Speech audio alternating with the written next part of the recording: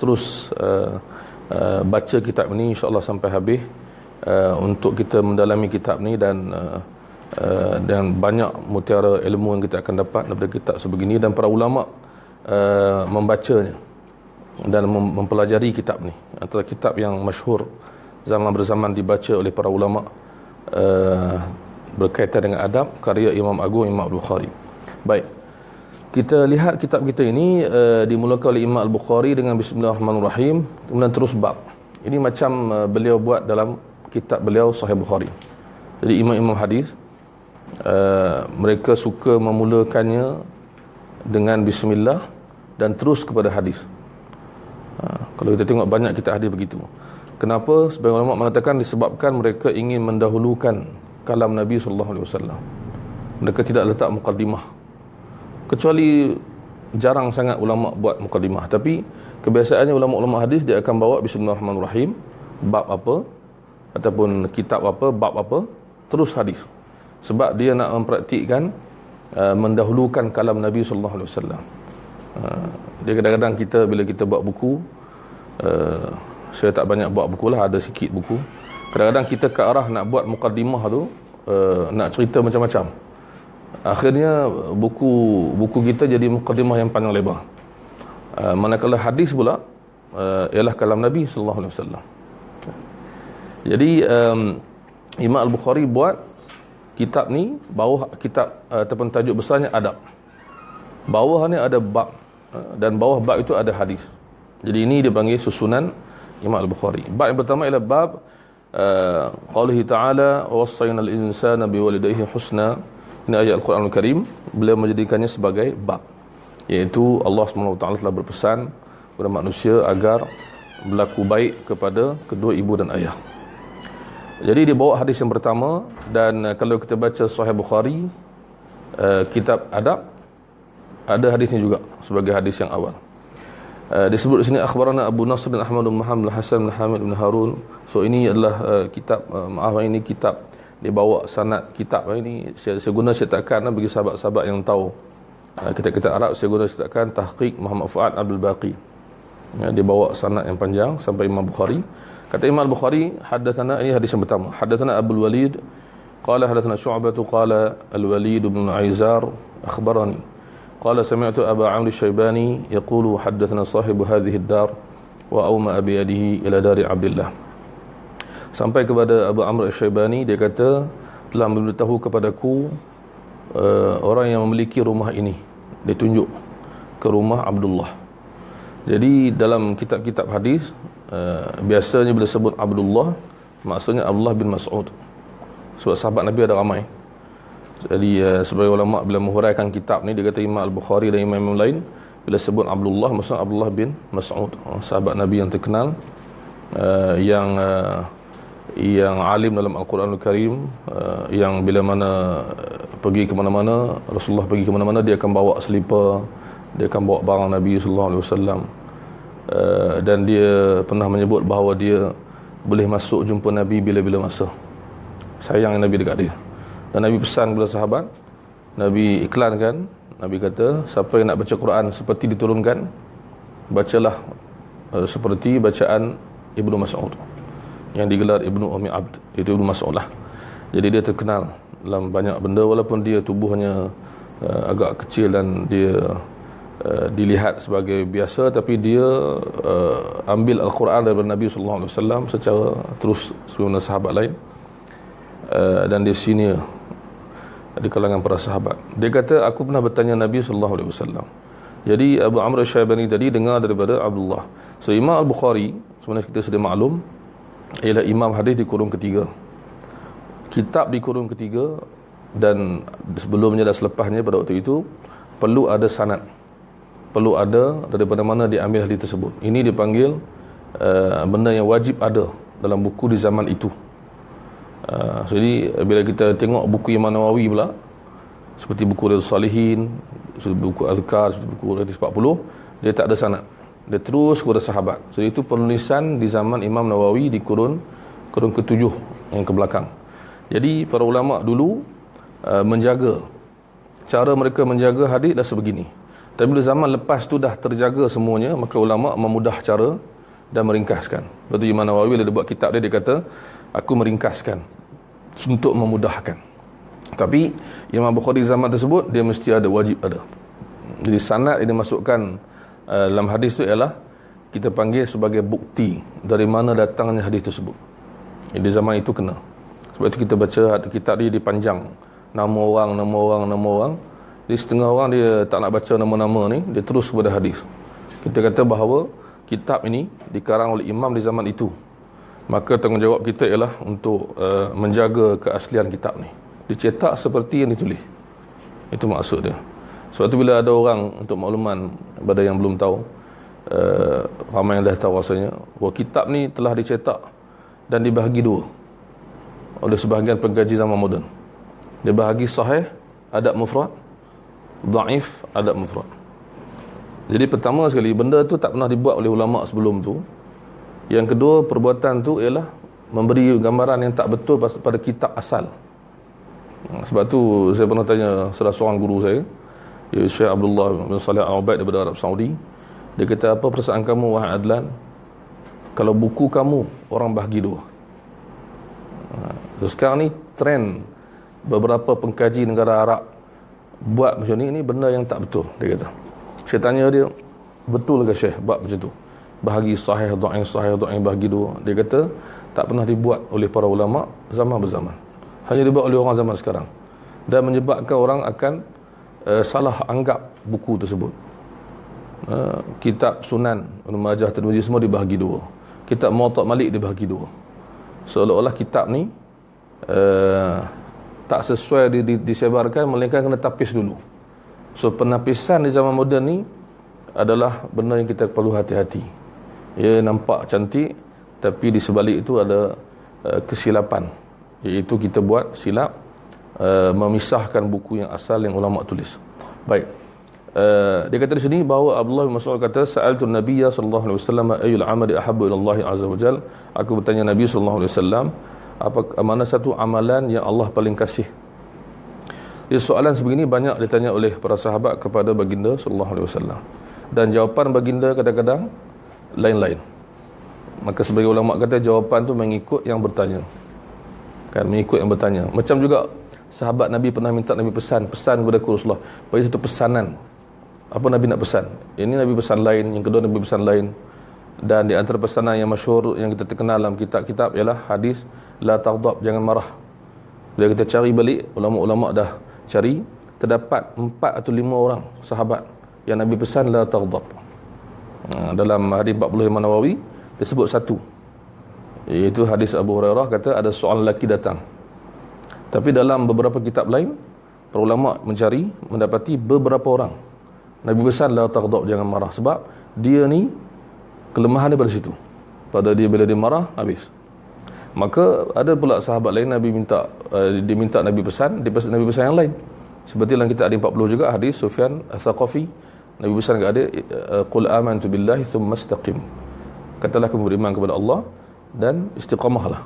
Maka pesanan ini berbeza. Begitu juga dengan soalan sebegini, mana amalan yang paling Allah kasih, mana amalan yang paling afdal. Maka bila kita baca beberapa hadis, kita dapati jawapan ini berbeza-beza. Maka kata ulama, antara sebabnya ialah, pertama, Nabi nak jawab mengikut yang bertanya. Yang kedua, Nabi jawab mengikut waktu ditanya. Itu yang kedua. Yang pertama ikut orang. Nabi tengok orang ni, katalah kita kata macam, kita kata orang ni macam kita hari ni kan, orang yang banyak harta datang jumpa kita. Dia kata, apa saya nak buat Ustaz, amalan yang elok saya buat, derma. Tapi orang miskin, Nabi kata kepada sahabat-sahabat yang miskin, Nabi kata, sedekah dengan cara zikir, dengan cara tolong orang, sebab kamu tak ada duit. Maka pertama, Nabi jawab mengikut orang yang datang. Itu satu. Yang kedua, Nabi jawab mengikut masa orang tu tanya, waktu itu. Itu maksud dia. Maka dia ada dua beza. Satu, orang yang bertanya. Yang kedua, waktu soalan tu ditanya. Katakanlah, na'udzubillah, waktu dia ditanya soalan tu kepada mana-mana ulama, orang tanya soalan di waktu fitnah, di waktu huru-hara. Apa yang Syekh nak pesan kepada saya? Syekh ni mesti akan pesan duduk rumah buat ibadat. Tapi kalau keadaan aman, keluar rumah dan berdakwah. Maksud begitu. Sebab ada hadis Nabi sebut akan sampai satu zaman yang terbaik yang dibuat oleh seorang itu ialah dia bawa binatang ternak dia ke lereng-lereng bukit. Dia panggil apa? Yafirru bidinihi minal fitan. Sahih Bukhari. Dia membawa dirinya jauh daripada huru-hara. So ada waktu bila umat Islam tertindas, maka dia kena buat cara dia. Sebab tu ada hadis sebut ibadah dalam waktu harj. Harj ni apa? Perang huru-hara tak tahu siapa betul. Pahala besar. Ibadatu fil harj, maksudnya ibadat dalam keadaan huru-hara. Dalam keadaan tenang lain pula. Maka dua benda yang dijaga oleh baginda sallallahu alaihi wasallam, orang yang bertanya dan juga keadaan waktu soalan itu ditanya. Baik. Maka Nabi menjawab di sini, hadis ni, pertama ialah solat pada waktunya. Yang kedua, ditanya oleh Abdullah bin Mas'ud, kemudian apa Rasulullah? Lepas tu, solat pada waktunya maksud solat mengikut waktunya. Waktu ni kita kata ada awal, pertengahan dan akhir. Maka ulama kata bagi orang yang elok, yang tak ada apa-apa masalah, dia sembahyang awal. Ada orang contohnya dia ada hajat, dia sakit perut, dia mengantuk sangat, maka dia kena rehat kejap. Ada orang yang lapar sangat, dia kena makan kejap. So ini mengikut keadaan orang tu. Kemudian yang kedua ialah birrul walidain. Ini poin Imam Al-Bukhari bawa hadis ni dalam bab pertama, iaitu hadis pertama, bab pertama, berbuat baik kepada ibu bapa. Bir, perkataan bir para ulama kata ialah semua kebaikan, perbuatan, percakapan, apa sahaja, riak muka, senyuman. Perkataan bir ni perkataan yang terlalu besar, luas dalam bahasa Arab.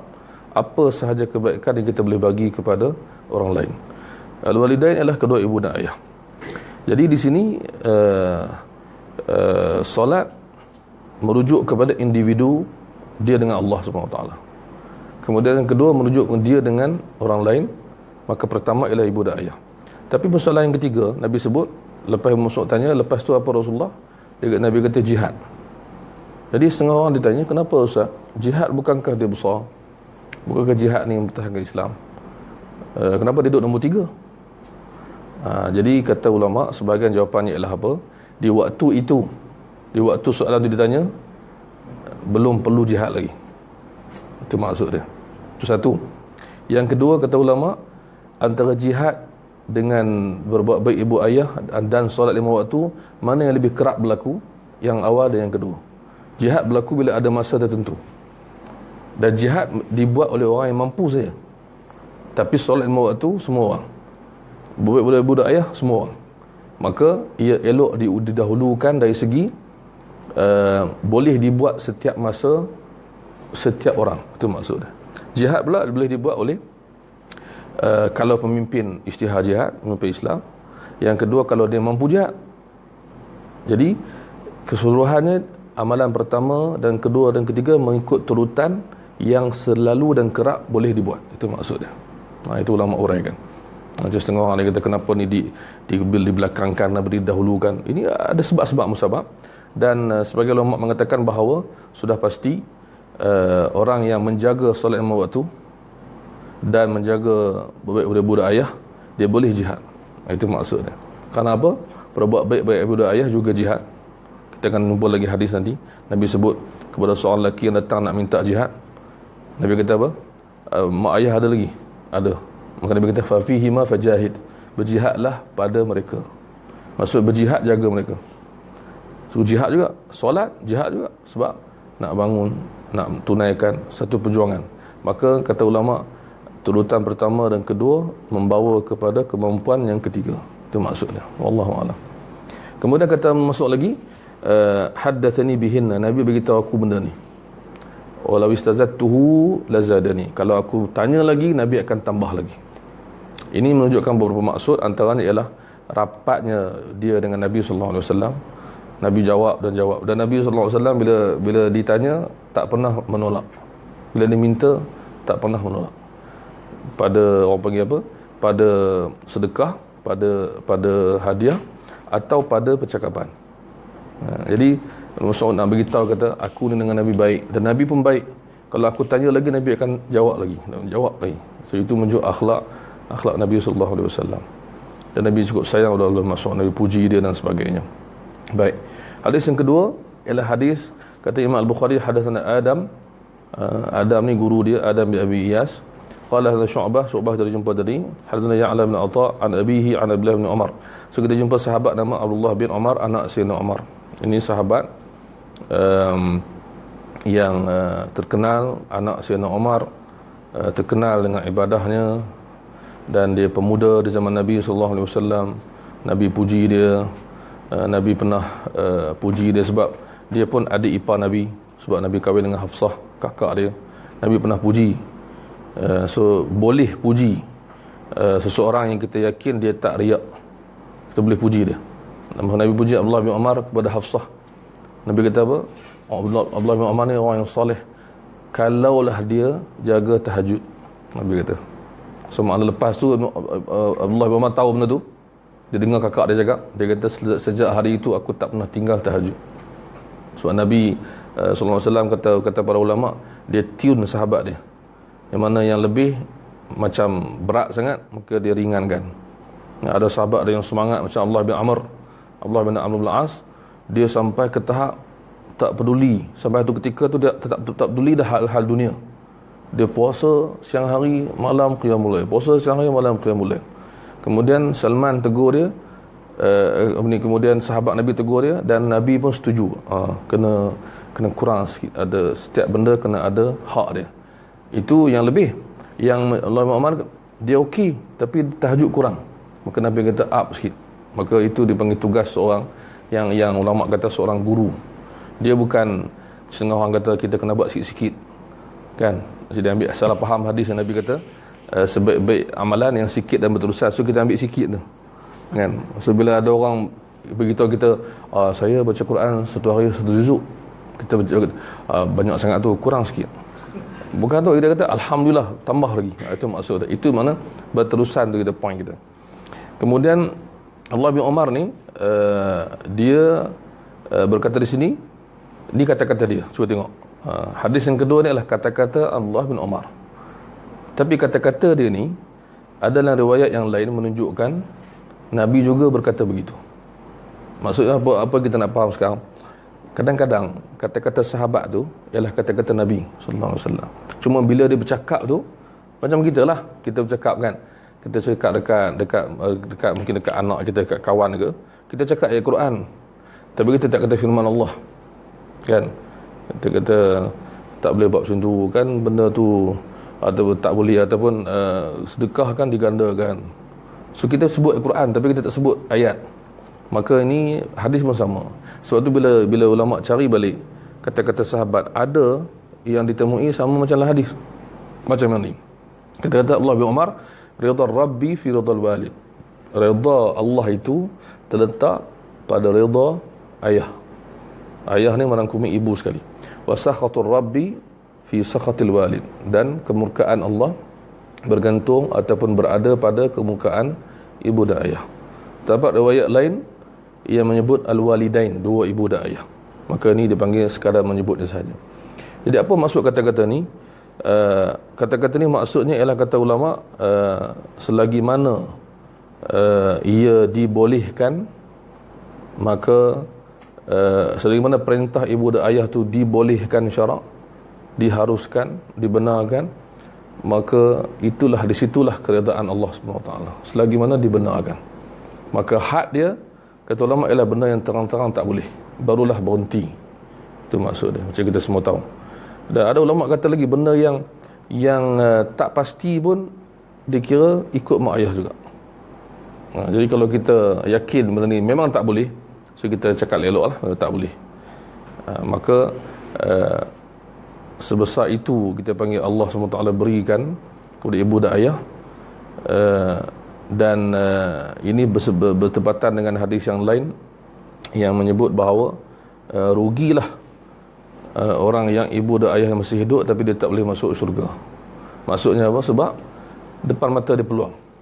So kalau kita yang masih ada ibu dan ayah, kita muhasabah. Kalau kita yang ibu ayah dah tak ada, kita doa banyak-banyak. Cuma kita pesan pada anak-anak kita pula, untuk rebut peluang, mereka menambahkan pahala. Maka di sini disebutkan bagaimana sebesar itu. Maksudnya kalau nak Allah redha, pastikan mak ayah redha. Kita semua tahu bahawa mak ayah pun ada benda yang salah, kan? Jadi ini semua kita tahu, tapi umumnya begitu. Maka bagi orang yang ada mak ayah yang memang baik dan jarang sangat buat salah, dan memang banyak menyuruh benda yang diharuskan, maka tanggungjawab anak adalah mencari keridaan Allah pada gembiranya mak dan ayah. Walaupun benda tu benda yang kita panggil apa, bukan perintah agama, tapi benda duniawi. Benda duniawi. Maksudnya benda yang kita kata apa, harus. Tapi ulama kata kita mencari keridaan Allah dengan benda-benda sebegini. Dalam Quran pun telah sebut bahawa wa in jahadaka ala an tusyrika bi, maksud kalau mak dan ayah suruh syirik, kan, itu makna teruk sangatlah, kan, maka jangan taat. Tapi masih lagi perlu wasahibuhuma fid dunya ma'rufa, masih lagi kena musahabah, bersahabat, menjaga dengan baik, apatah lagi yang Islam. Maka di sini kata-kata Ibn Umar ni dan juga hadis-hadis Nabi yang menyokong, memberi kita maksud yang cukup tinggi. Dan kemurkaan Allah bergantung kepada kemurkaan mak ayah. Maksudnya apa? Maksudnya kalau benda tu boleh dielakkan, elakkan. Tapi kalau maksudnya berlaku masalah, kita tegur, na'udzubillah, kalau kita ada ibu dan ayah yang tak taat kepada Allah, kita tegur, maka dia tak suka, itu cerita lain. Tapi kita ambil hadis ni, letak pada tempat benda yang harus, benda yang tidak berkaitan dengan halal dan haram. Jangan sekali-kali kita cari pasal menyebabkan mereka kecil hati atau murka dan sebagainya. Baik. Kemudian bila Imam Bukhari buat bab begitu, iaitu bab pertama, bab Al-Quran, bab baik kepada ibu dan ayah, maka dia buat bab yang kedua, iaitu bab berbuat baik kepada ibu, khas. Maka dia dahulukan sebagaimana Nabi SAW dahulukan. Maka dia buat hadis yang kita selalu dengar lafaz dia. Apa riwayat ni kita ambil riwayat lain, hadatsana Abu Asim an Bahz bin Hakim an abihi an jaddihi qultu ya Rasulullah. Dia kata kepada Rasulullah, sahabat ni iaitu nama dia Hakim, Bahz bin Hakim, Hakim bin Muawiyah bin Haidah. So sahabat ni ialah Muawiyah bin Haidah. Dia kata, Rasulullah, man abar, siapa yang aku nak dahulukan buat baik? Itu maksud dia. Qala ummaka, ibu kamu. Aku bertanya lagi, siapa? Ibu kamu. Siapa? Ibu kamu. Ini kita semua tahu, ada nasyid dalam TV pada budak-budak anak-anak kita duk nyanyi, ya mother tu kan. Qala ummaka, 3 kali. Ini ada riwayat lain juga, Abu Hurairah sebagainya, ada dalam Sahih Bukhari. Dan ini pun ada mungkin. Man abar, akhirnya abaka, ayah kamu. Sumal aqraba fal aqraba. Kemudian lepas ayah, keluarga terdekat dan seterusnya. Baik. Jadi di sini ulama huraikan benda sebegini, ialah kita sedia maklum, ibu menanggung susah lebih pada ayah. Maka sebagai ulama mengatakan 3 kali didahulukan tu ialah kerana mengandung, melahirkan dan menyusukan. So itu dari segi umum dia. Tapi memang kita panggil dari segi mengandung dan melahirkan dia memang sepakat. Memang susah. Hamalatuhu ummuhu wahnan ala wahnin. Dalam Quran sebut wahnan ala wahnin, lemah di atas lemah, maksud sangat-sangat lemah. Kurhan disebut hamalatuhu kurhan wa wada'anhu kurhan. Dalam Quran sebut kurhan ni, kaf bagi dhammah tu, kata ulama, kurhan tu ialah benda yang susah tapi nak. Dia beza dengan karha, kaf bagi atas. Karhan maksudnya benda yang susah dan kita tak nak. Tapi kurhan bagi dhammah ialah benda yang susah tapi nak. Tu bila tanya, bila saya sembang dengan mak saya, mak saya kata bila dia kahwin, dia tengok orang ada anak, dia nak ada anak. Walaupun dia tahu ada anak ni, buat anak ni susah. Kan? Jadi tengok orang pegang anak, dia nak buat anak. Walaupun buat anak ni susah dan sakit. Mak saya kata beranak kat hang macam nak putih pinggang lah. Maksudnya besar kot kan. Jadi walaupun sakit dia nak so kur bagi dhammah kurhan dalam Quran. So di sini adalah Allah gandakan dan Allah balas sesuai juga dengan kita panggil kesabaran. Satu lagi benda bahawa saya pernah ingat almarhum guru saya Syekh Shu'aib Arnaud, dia ada anak ramai dan isteri dia jaga anak-anak dia, dan dia orang alim terkenal dekat Jordan. Dia meninggal 2 tahun lepas. Dia kata kalau aku jaga anak aku jadi gila dia. Sebenarnya orang perempuan boleh dapat kesabaran jaga anak kan. Tapi yang menariknya apa, dikaitkan dengan hadis bila kita baca macam mana mak sayang anak ni, yang fitrah seorang ibu, tiba-tiba kita jumpa hadis Nabi kata apa, lallahu arhamu bika min ummika kan? Maksudnya Allah lebih kasih pada kamu wahai manusia lebih pada ibu kamu kasih. Jadi macam mana kita nak faham betapa kasihnya Allah pada kita, lebih pada mak kita yang kasih pada kita. Kita di dunia ni tak ada dah lah yang kasih mak je lah. Rupanya Nabi kata Allah lebih kasih pada kita daripada mak kita. Jadi setengah orang dia susah nak faham benda tu kan, sebab dia fikir bila Allah bagi kesusahan, so Allah tak suka kat dia. Bila Allah bagi kebaikan, Allah bagi sikit je. So dia faham begitu. Sedangkan ada riwayat dalam hadis dalam Musnad Ahmad lain-lain lagi menyebut bahawa ada manusia yang Allah SWT tak bagi dunia dekat dia, seperti kamu menjaga pesakit. Kalau orang sakit dia kena pantang, maka Nabi kata ada manusia yang Allah sengaja tak bagi dunia dekat dia, seperti kamu tak bagi makan kepada orang sakit sebab nak bagi dia sihat. Ada hadis. Jadi makna Allah kasih kepada kita ni bukan mesti otak kita kalau kasih bagi semua kan. Jadi mak ayah pun macam tu, bila dia kasih kepada anak ada benda yang dia bagi, ada benda yang dilarang. Itu maksud. Maka Allah lebih daripada itu lagi. Maka ni menarik dia punya gambaran dia tu. Baik. Jadi hadis ni hadis masyhur, ada dalam banyak kitab ya. Hadis yang keempat kita ambil ialah kisah yang berlaku pada Ibnu Abbas. Ini kisah ada orang tanya Ibnu Abbas, sahabat Nabi yang terkenal, anak daripada Al-Abbas, Abdullah bin Abbas, Ibnu Abbas gelaran dia. Dia ni di zaman Nabi SAW dia kanak-kanak, dia lahir 3 tahun sebelum hijrah. Bila masa hijrah tu umur dia 3 tahun.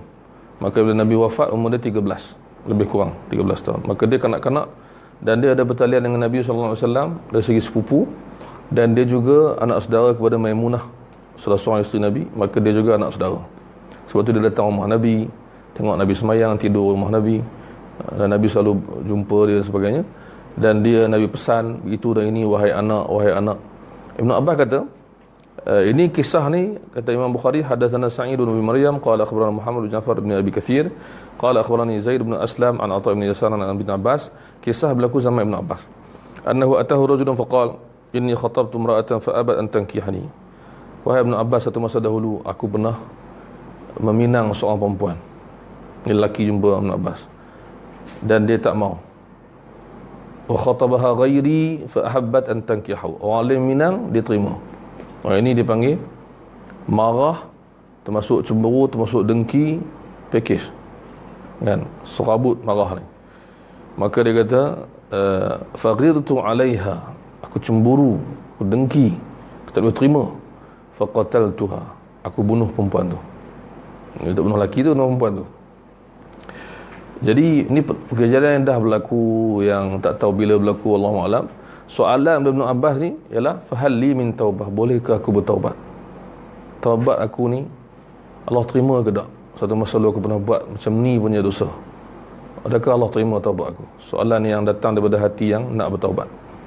Jadi kalau kita hari ni, kita macam-macam respon lah kan. Kita tengok apa Ibn Abbas respon. Dia kata ummuka hayyah, mak kamu hidup lagi ke? Dia kata, kata mak masih hidup ke? Dia kata tidak, dah mati. Dia kata tub ila Allah azza wajalla, bertaubatlah kepada Allah, wa taqarrab ilaihi mastata', buatlah sebanyak mungkin ibadat. Kejawapan dia ni selepas dia beritahu mak dia mati. Jadi murid Ibn Abbas ni selepas dia nak berjawab soalan dia, tanya Dia jumpa Ibn Abbas lepas tu, dia kata, kenapa tanya pasal mak? Jadi Ibn Abbas kata, inni la a'lamu amalan aqrab ila Allah azza wa jalla min birril walidah. Aku tak tahu satu amalan yang besar, paling besar di sisi Allah, melainkan buat baik kepada mak. Maka aku nak dia buat baik kepada mak dengan harapan Allah ampun dosa dia. Tapi mak dia dah meninggal, maka sobat yang lain lah. Maka Ibn Abbas ni mengisyaratkan kepada kita bahawa di antara amalan yang besar pahala dia ialah buat baik kepada ibu. Dan dia sampai ke tahap dia letak sebelah dosa membunuh. Maka Ibn Abbas kata boleh, insya-Allah Allah boleh ampun.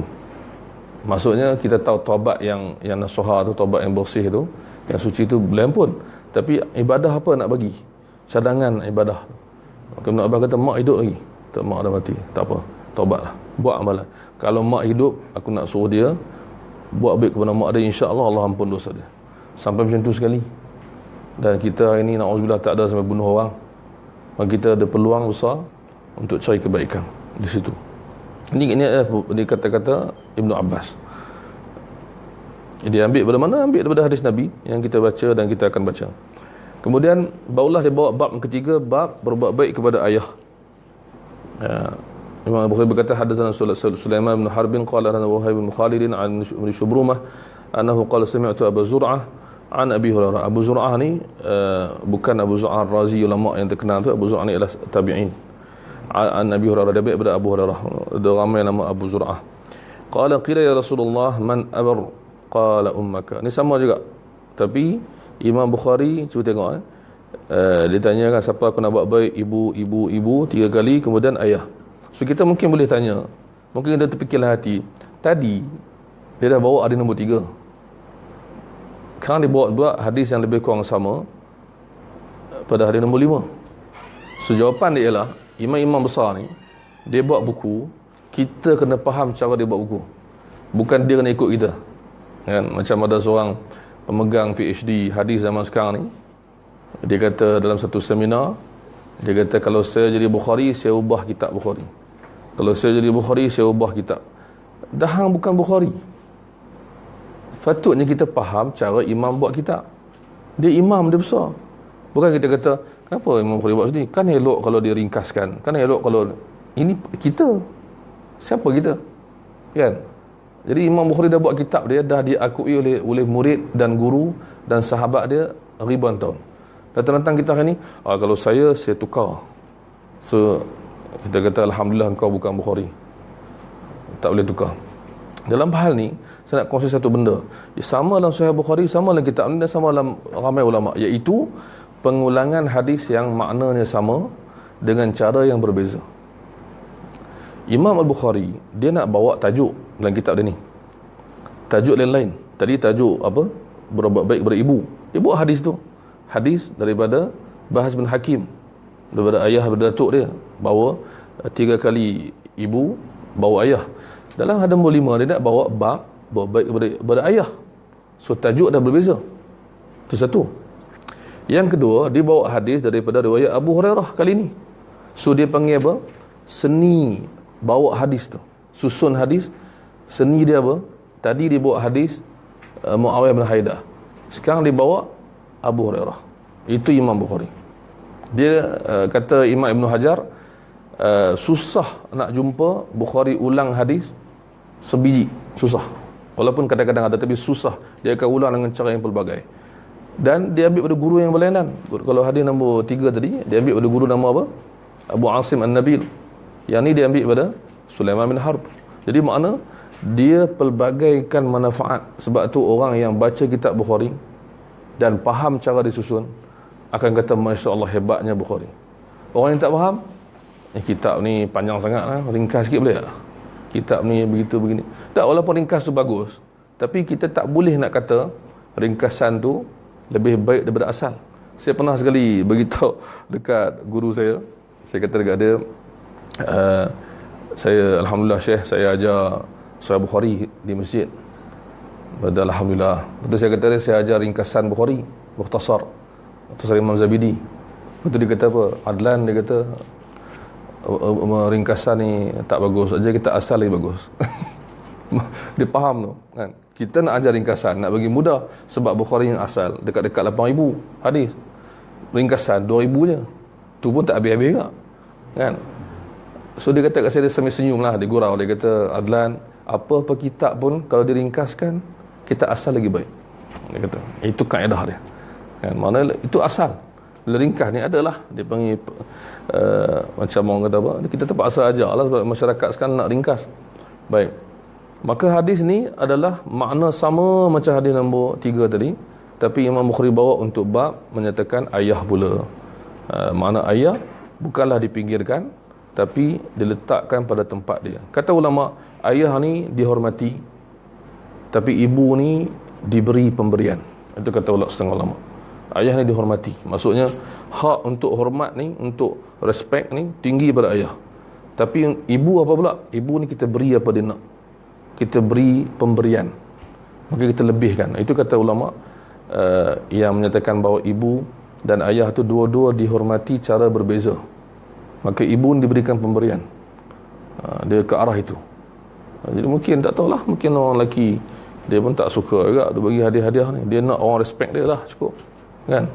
Bos, panggil bos, dia suka kan? Orang di kedai kita panggil waiter kan, kita panggil bos, dia sedap sikit, bos mari tu, tu dia suka sikit, panggil bos kan? Orang kata panggil bos ke ayah. Kemudian hari lepas tu insya-Allah kita ambil 1-2 hari lagi, sebab saya tak apa sihat, tapi sonok ada ni. Ada yang keenam, hadatsana Bishr bin Muhammadin qala akhbarana Abdullah qala akhbarana Yahya bin Ayyub qala hadatsana Abu Zur'ah an Abi Hurairah rajulun. Abu Hurairah kata, datang seorang lelaki jumpa Nabi sallallahu alaihi wasallam. Ini dia panggil apa? Cerita yang lebih kurang sama, tapi situasi berbeza, lafaz berbeza, dan guru Bukhari pun berbeza dalam hal ni. Seorang lelaki datang jumpa Nabi sallallahu alaihi wasallam. Dia kata, apa yang Rasulullah nak suruh saya buat dalam banyak-banyak amalan? Maka Nabi kata, birra ummak, buat baik dengan mak kamu. Kemudian dia ulang, buat baik dengan mak kamu. Dia ulang 3 kali juga.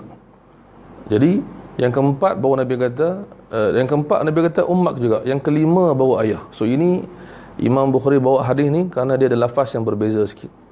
Lafaz yang berbeza dari segi 4 kali pula. Yang kelima bawa ayah. Maknanya umumnya digandakan ibu tu, yang masyhur kita dengar 3 kali.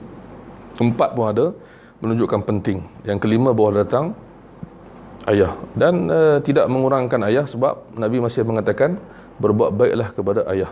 Birra maksudnya buatlah apa sahaja yang baik. Kemudian habis bab tu, termasuk bab yang keempat, hadis yang ketujuh, bab ini penting, bab birri walidayhi wa in zalama. Disuruh berbuat baik kepada ibu dan ayah walaupun mereka itu zalim. Apa maksud zalim di sini?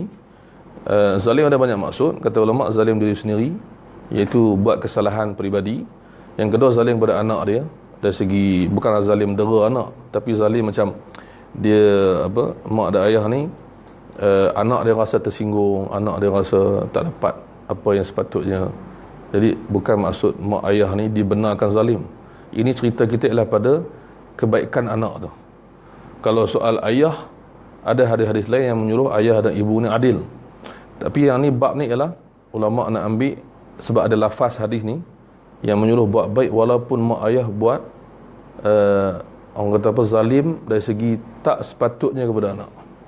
Iaitu benda-benda yang melibatkan perasaan, melibatkan kasar kan, itu maksud dia kan. Kita tengok macam-macam manusia pada hari ni, kadang-kadang dia marah dan sebagainya. Jadi kita tengok hadis ni. Hadatsana Hajjaj qala lana Hammar wa Ibn Salamah an Sulaiman at-Taimi an Sa'id al-Qaisi an Ibn Abbas. Ibn Abbas kata, ini dia kata dulu, kata-kata ni kata ulama diambil daripada apa yang dia faham daripada hadis Nabi. Ini kata-kata Ibn Abbas. Okey. Dia kata, ma min muslimin lahu walidani muslimani yusbihu ilayhima muhtasiban illa fataha lahu Allahu babain ya'ni minal jannah wa in kana wahidun fa wahid. Jadi dia beritahu dulu, kalau orang tu buat baik kepada mak ayah yang masih hidup, yang muslim yang ada, jadi dia buat kebaikan kerana Allah kepada mereka, Allah buka 2 pintu syurga. Maksud disebabkan mak ada satu, disebabkan ayah ada satu. Maksudnya bila buka 2 pintu dan lebih ni, maksudnya rahmat Allah. Kalau satu-satulah, kata dia. Kemudian dia kata wa in aghdaba ahadahuma, kalau dia buat wa in aghdaba ahaduhuma, kalau dia menyebabkan mereka marah, lam yaradallahu anhu, Allah tak redha, hatta yarda anhu, sehinggalah mereka tadi, ibu atau ayah, redha. Ini sama macam yang tadi kata-kata Ibnu Umar. Kemudian ada orang kata kepada dia, wa in zalamahu qala wa in zalamahu. So ada orang sambung, jadi walaupun mak ayah tu zalim kat dia kena buat baik juga. Dia kena buat baik juga. Jadi maksud zalim ni, kata ulama, ialah zalim soal duniawi. Soal dunia, bukan soal agama. Zalim agama ni melibatkan syirik, melibatkan apa semua kan. So melibatkan duniawi. Jadi benda yang boleh ditanggung dan disabar, kena tanggung. Itu kata Ibn Abbas, itu maksud dia. Walaupun macam mana pun kena cari keredaan ibu dan ayah. Jadi dalam hidup kita macam tu. Macam juga kita baca hadis yang lain, Nabi sebut tentang kalau kita bergaduh dengan orang, kita boleh pulau 3 hari, boleh tak cakap 3 hari kan. Kemudian kita salam balik, jumpa balik, beri salam. Jadi kata ulama, itu adalah soal duniawi, 3 hari tu. Maksud benda-benda remeh, hal dunia. 3 hari hak dia untuk reda, untuk relax balik. Tapi kalau benda agama, dia benarkan lebih. Itu maksud dia, benda agama. Contohnya kita ada saudara, ada anak, ada kawan, dia buat benda salah segi agama, kita tegur dia, tak terima, kita kata aku tak cakap dengan kau, sebagai cara kita nak ubah dia, tak cakap dengan kau selagi kau tak tinggalkan benda tu. Walaupun 4, 5, 6, 10 hari, sebulan, boleh. Tapi bab agama. Tapi kalau bab duniawi, benda kecil-kecil ni, macam ambil pensel tak bagi balik ke, ataupun benda kecil kan. Kalau kat sekolah gitu lah kan, cikgu, ustaz dia ambil pemadam tak bagi balik ustaz, jadi marah betul nampak kan. Benda kecil, benda duniawi, taklah kecil, duniawi, 3 hari untuk reda, kemudian kita baik balik. Duniawi, benda sesuai faham, itu maksud dia. So di sini pun sama, kata ulama, zalim maksud zalim dari segi duniawi. Yalah, mungkin dia kasar dengan anak dia kan, kemudian adakah anak dia nak anggap itu sebagai dia tak boleh buat macam ni ustaz, sebab tu saya pun buat macam tu. Tak, bukan macam tu. Ibn Abbas ni macam itulah dia maksud dia. Bila ada orang kata kena buat baik juga ke, Ibn Abbas, kalau mak ayah tu zalimi anak dia, ya walaupun begitu, maksudnya zalimi benda duniawi, itu maksud dia. Baik, kita rasa kita berhenti sekat tu pada malam ni, insyaAllah. Alhamdulillah kita dapat ambil 7 hadis daripada 4 bab, dan insyaAllah ada rezeki kita akan jumpa, sama ada Facebook Live ataupun sahabat-sahabat yang hadir, terima kasih. Kita akan jumpa pada Isnin kedua dan yang keempat, kita Al-Adabul Mufrad. InsyaAllah kalau ada rezeki, kita cuba cari adab mufrad yang terjemahan dia, dan mungkin kita boleh banyakkan salinan sikit demi sikit. Ada ke kitab yang tu yang Melayu Mat? Tadi baru 2 jilid. Oh, siapa terjemah cantik tau. Dia kalau English dah penuh kan? Penuh. Berapa jilid tu? Satu je kan? Kalau English ada, Melayu saya rasa yang ni, mungkin ada lagi Indonesia, tak pasti, mungkin ada. Kan? Tapi tak apa. Kalau insyaAllah akan datang, saya rasa kita boleh sediakan, contoh kita nak baca 4-5 hadis, kita sediakan nota, kita edarkan, boleh insyaAllah. Maksudnya benda ni kita panggil apa, tak masalah kita tak baca sekaligus banyak gitu, kita baca 4, 5, 6, malah dia kita baca 7 hadis. Wallahu a'lam. Alhamdulillah. Subhanakallahumma wa bihamdika, asyhadu an la ilaha illa anta, astaghfiruka wa atubu ilaik.